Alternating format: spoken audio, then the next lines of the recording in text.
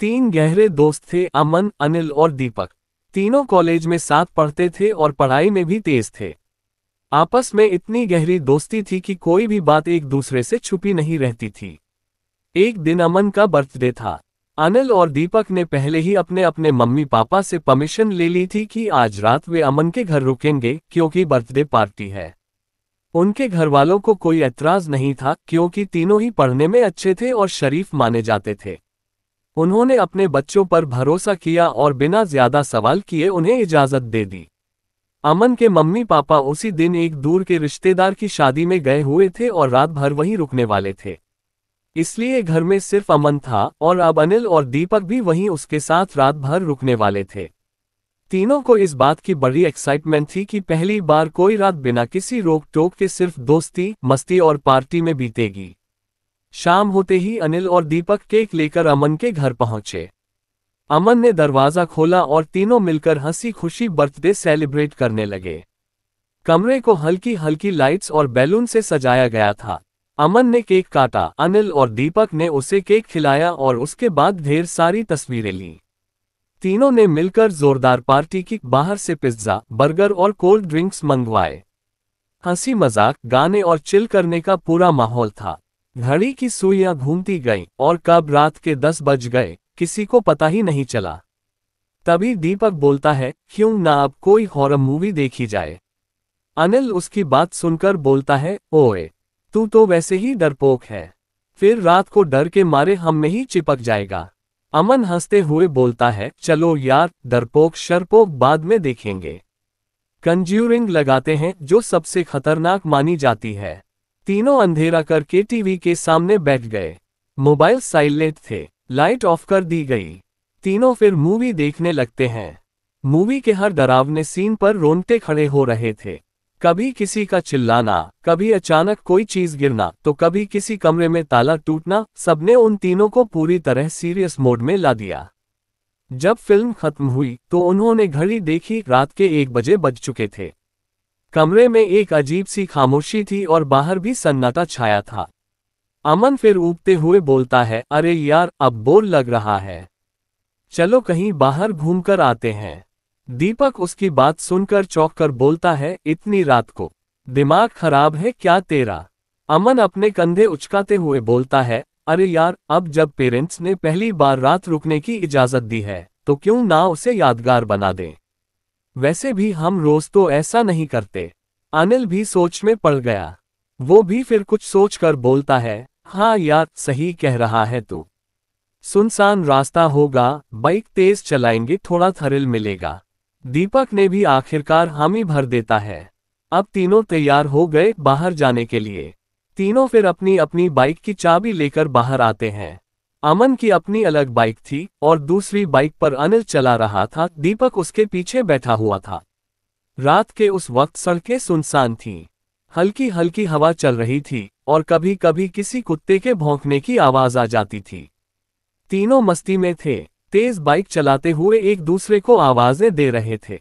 ओए अनिल, जरा देख, ज्यादा तेज चला मत देना। दीपक जरा कस के पकड़ना पीछे से, नहीं तो उड़ जाएगा। अमन हंसता हुआ आगे आगे जा रहा था और पीछे मुड़कर हाथ से इशारे कर रहा था। इसी बीच अचानक उन्होंने देखा, एक पुलिस की जीप सामने से उनकी तरफ आ रही है। तीनों के चेहरों की मुस्कान ये देखकर एक पल में गायब हो गई। अनिल ने फौरन बाइक की स्पीड धीमी की, तभी दीपक पीछे से बोला, भाई रुके क्या। पुलिस वाला हाथ उठाकर इशारा कर रहा था रुकने के लिए। तभी अमन चिल्लाया, नहीं यार, अभी मत रुकना। अगर अभी पकड़े गए ना तो सीधा थाने ले जाएंगे। हमारे मम्मी पापा ने हम पर भरोसा किया है। उन्हें एक बार पता चल गया ना तो फिर कभी भी रात को रुकने नहीं देंगे। अनिल और दीपक को भी समझ आ गया, अगर पकड़े गए तो घर में तो बवाल मच जाएगा। भागो, अमन ने जोर से कहा और एकदम तेज स्पीड में बाइक मोड़ दी। अनिल ने भी बाइक घुमाई और दोनों बाइक्स अब भागने लगी। पुलिस की जीप भी तुरंत पीछा करना शुरू कर दिया। अब ये भागम भाग का सीन बन गया था। रात का सन्नाटा, तेज भागती बाइकें और पीछा करती एक पुलिस जीप। अमन ने जल्दी से देखा, दाहिनी तरफ एक पतली और सुनसान सी गली थी, वो सीधे उस ओर बाइक मोड़ देता है। अनिल और दीपक भी पीछे पीछे उसी रास्ते पर चले जाते हैं। कुछ ही सेकंड्स बाद पीछे से पुलिस जीप के टायरों की आवाज गायब हो जाती है। जैसे ही वो मुड़े थे, पुलिस की जीप सीधे निकल गई थी। शायद उन लोगों ने देखा ही नहीं कि वो किस दिशा में मुड़े। तीनों फिर बाइक धीमी करते हैं और एक जगह रुक जाते हैं। बच गए यार, अनिल लंबी सांस लेते हुए बोलता है। हाँ यार, सच्ची में अगर पकड़ लेते तो आज रात बर्थडे से सीधा जेल में पार्टी हो जाती। दीपक हंसते हुए बोलता है। अमन अब थोड़ा रिलैक्स था। तीनों ने एक दूसरे की ओर देखा और फिर हंस पड़े। पर जैसे ही उन्होंने चारों ओर देखा तो उनकी हंसी धीरे धीरे खामोशी में बदल गई। वो रास्ता कुछ ज्यादा ही सुनसान था। चारों ओर सिर्फ खाली जमीन, कुछ झाड़ियां और टूटी फूटी कच्ची सड़क थी। सामने सिर्फ एक स्ट्रीट लाइट जल रही थी, वो भी झपक झपक कर, जैसे अभी बंद हो जाएगी। अमन फिर धीमे से बोलता है, ये कौन सा इलाका है यार? मैंने तो कभी देखा नहीं इसे। अनिल ने बाइक स्टार्ट रहने दी, लेकिन धीरे से बोला, मुझे भी अजीब लग रहा है। हमने ये रास्ता पहले कभी देखा नहीं। दीपक, जो अब तक सबसे शांत था, उसने धीरे से कहा, और शायद इस रास्ते ने भी हमें पहले कभी नहीं देखा। तीनों दोस्त अमन, अनिल और दीपक अभी वही बात कर ही रहे थे कि ये रास्ता आखिर है कहाँ का। तभी अनिल ने अचानक बाइक की हेडलाइट की रोशनी में कुछ देखा। ओए, वो देखो, अनिल ने धीरे से सिर हिलाकर सामने इशारा किया। दीपक और अमन ने भी ध्यान से देखा।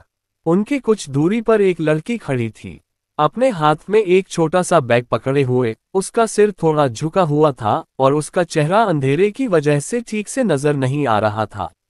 वो बिल्कुल शांत खड़ी थी, जैसे किसी का इंतजार कर रही हो। कौन हो सकती है इतनी रात को यहाँ? दीपक ने थोड़ा सहमते हुए पूछा। चलो उससे पूछते हैं, शायद उसे भी रास्ता नहीं पता और हमें भी नहीं। अनिल बोलता है। अमन को तो जैसे सुनाई ही नहीं दे रहा था, उसकी नजरें बस उसी लड़की पर टिकी थीं। चलो, अमन ने धीरे से कहा और बाइक स्टार्ट की। तीनों धीरे धीरे उस लड़की की तरफ बढ़ने लगे।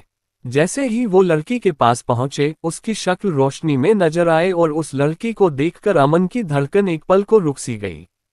वो लड़की बेहद खूबसूरत थी, इतनी कि अमन ने शायद अपनी जिंदगी में कभी ऐसी लड़की नहीं देखी थी। उसके लंबे बाल कंधों पर बिखरे थे, बड़ी बड़ी आंखें थोड़ी थकी हुई सी लेकिन बहुत गहरी, होठों पर एक हल्की सी मुस्कान थी और उसका चेहरा बेहद खूबसूरत था। अमन बस उसे देखता ही रह गया। अनिल ने फिर धीरे से पूछा, मैडम, आप यहाँ इतनी रात को अकेली यहाँ क्या कर रही है? लड़की ने उनकी ओर देखा और धीरे से बोली, मैं रास्ता भटक गई हूँ। मैं मेन रोड पर जा रही थी लेकिन गलती से इस रास्ते पर आ गई। अब समझ नहीं आ रहा कि जाऊं तो किधर जाऊं। उसकी आवाज बहुत शांत थी, धीमी लेकिन अंदर तक उतरने वाली। तभी दीपक बोलता है, हाँ, ये रास्ता तो हमें भी अजीब लग रहा है। हम भी पहली बार इस ओर आए हैं। तभी अमन मुस्कुराते हुए बोलता है, आप एक काम कीजिए, मेरे बाइक के पीछे बैठ जाइए। हम तीनों आपको मेन रोड तक छोड़ देते हैं। अगर आप चाहें तो स्टेशन तक भी छोड़ सकते हैं, कोई दिक्कत नहीं है हमें। लड़की उसकी बात हल्की सी मुस्कान के साथ बोलती है। थैंक यू सो मच, आप तीनों बहुत अच्छे हैं। अमन उसकी मुस्कान में जैसे खो जाता है। उसने बिना कुछ और सोचे बाइक थोड़ी पीछे सरकाए और कहा, आइए मैडम, बैठ जाइए। लड़की भी बिना कुछ बोले धीरे धीरे अमन की बाइक के पीछे बैठ गई। उसने फिर अपना हाथ अमन के कंधे पर रखा तो अमन को हल्का सा सिहरन महसूस हुई, लेकिन उससे ये अच्छा भी लग रहा था। अनिल और दीपक ये देखकर मुस्कुरा रहे थे। वो लोग फिर अपना बाइक घुमाते हैं और मेन रोड की तरफ जाने लगते हैं, लेकिन तभी अमन को एक अजीब एहसास हुआ। लड़की जो उसके कंधे पर हाथ रखी थी, तो अमन को ऐसा लग रहा था जैसे कोई बर्फ का टुकड़ा उसके कंधे पर रख दिया गया हो। ठंड, एकदम बर्फ जैसी ठंड उसकी हाथ थी। अमन ने पल भर के लिए सोचा, इतना ठंडा हाथ, जून का महीना है, ये कैसे हो सकता है? और दूसरा चौंकाने वाला बात यह था कि वहां हवा चल रहा था और हवा अमन को डायरेक्ट लग रहा था।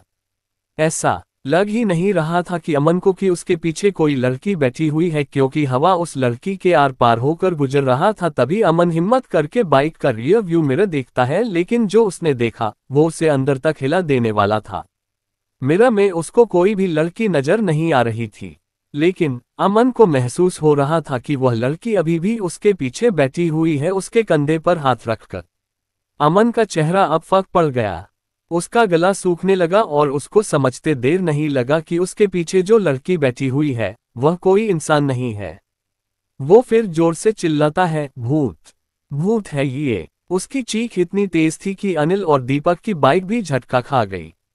अमन ने घबराकर ब्रेक दबाना चाहा, लेकिन उसके हाथ लड़खड़ा गए। बाइक की स्पीड बहुत तेज थी और अगले ही पल अमन की बाइक सीधे एक बिजली के खंभे से जा टकराए। झटका इतना जोर का था कि अमन वहीं बेहोश हो गया।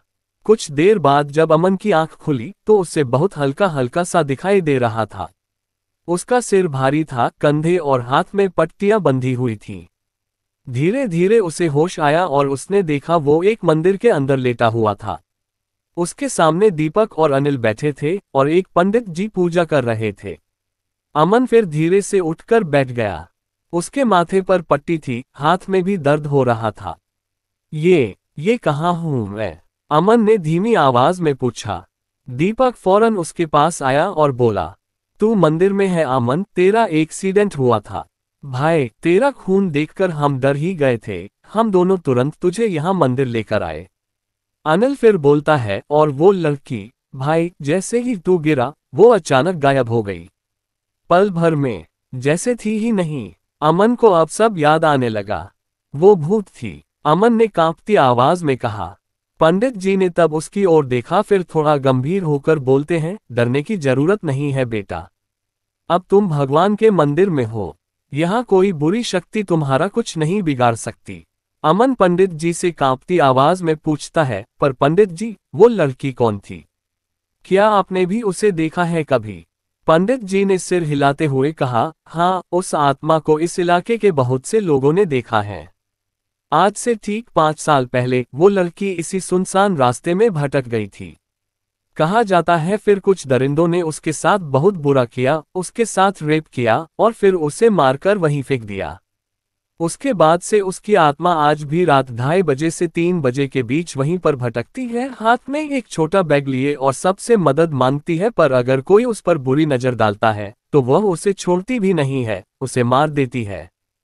खैर, तुम तीनों अच्छे बच्चे हो, तुम तीनों ने उसकी मदद की, इसलिए उसने भी तुम तीनों के साथ कुछ नहीं किया। पंडित जी की बात सुनकर अमन, अनिल और दीपक एक दूसरे की तरफ देखने लगते हैं। पंडित जी फिर आगे बोलते हैं, अब चिंता मत करो, मैंने तुम्हारे हाथ में ये भगवान का रक्षा धागा बांधता हूं।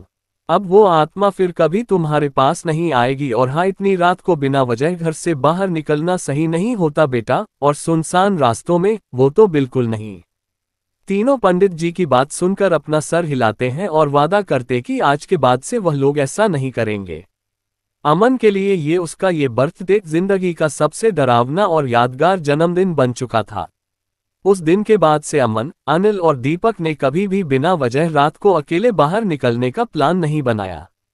अगर जरूरत भी पड़ती तो हमेशा साथ में कोई होता था और वो सुनसान रास्ता उनकी जिंदगी में कभी दोबारा नहीं आया। आप सभी के लिए एक छोटा सा संदेश, कभी भी बिना वजह मस्ती या जोश में आकर रात के वक्त सुनसान रास्तों पर मत जाइएगा, क्योंकि क्या पता अगली बार उस रास्ते पर आपको कोई ऐसा दिख जाए जो इंसान ना हो और पता चलने से पहले बहुत देर हो चुकी हो।